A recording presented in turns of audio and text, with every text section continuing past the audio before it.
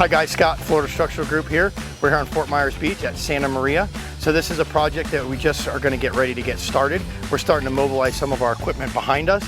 But what we're doing here, we're actually going to do 1,200 linear feet of seawall, docks, pilings, finger docks, and then we're also going to install some lifts. Thanks for checking us out.